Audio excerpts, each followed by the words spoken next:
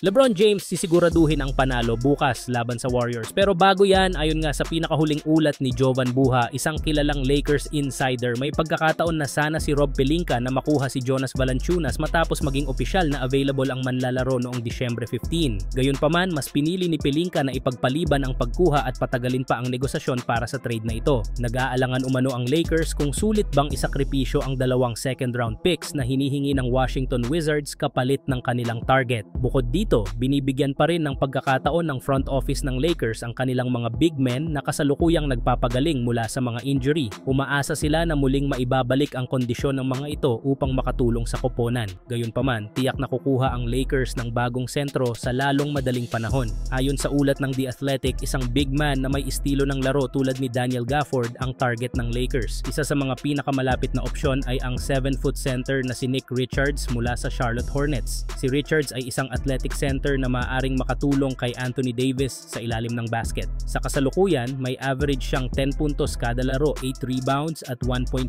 assists habang may shooting percentage na 58%. Malinaw na nakikita ng Lakers ang potensyal ni Richards bilang karagdagang lakas sa kanilang koponan lalo na sa depensa at opensa. Ang pagkakaroon ng isa pang matibay na presensya sa paint ay maaaring magbigay ng mas malaking oportunidad sa koponan na makipagkumpetensya ng mas mahusay sa mga susunod na laban. Samantala, bukas naman ang pinakaaabangan ng mga basketball fans ngayong NBA season, ang tapatan ng LA Lakers at Golden State Warriors. Isa na namang epic showdown ang magaganap sa pagitan nina LeBron James at Stephen Curry, ang dalawa sa pinakamalalaking pangalan sa NBA nitong huling dekada. Bagamat hindi na sila nasa rurok ng kanilang mga karera, nananatili silang in demand at hinahangaan ng milyon-milyong fans sa buong mundo. Sila pa rin ang kinikilala bilang mga mukha ng NBA. Sa kasalukuyan, dikit ang standings ng dalawang koponan sa Western Conference. Ang Lakers ay nasa ikapitong pwesto na may record na 16 wins at 13 losses habang ang Warriors naman ay nasa ikawalong pwesto na may 15 wins at 13 losses. Parehong galing sa sunod-sunod na pagkatalo ang dalawang team. Sa panig ng Lakers, si Anthony Davis ay patay-sindi ang laro habang si LeBron James, bagamat nagtatala ng mga triple-double, ay may hawak naman ng pinakamababang plus-minus sa Lakers ngayong season. Sa panig naman ng Warriors, si Stephen Curry ay hindi maabot ang kanyang MVP form dahilan ng kanilang 3-10 record sa huling na laro. Dahil wala siyang secondary all-star sa kasalukuyan, halos nakasalalay sa kanya ang tagumpay ng Warriors. Sa matchup na ito, bahagyang pabor ang Lakers marahil dahil sa mas maganda nilang performance kumpara sa Warriors sa nakaraang mga laro. Gayunpaman, ang susi ng Lakers ay maaaring si Anthony Davis. Kung magpapakita siya ng agresibong laro laban sa small ball lineup ng Warriors, maaaring mahirapan ang Golden State na depensahan siya nang hindi nagkakaroon ng maraming fouls.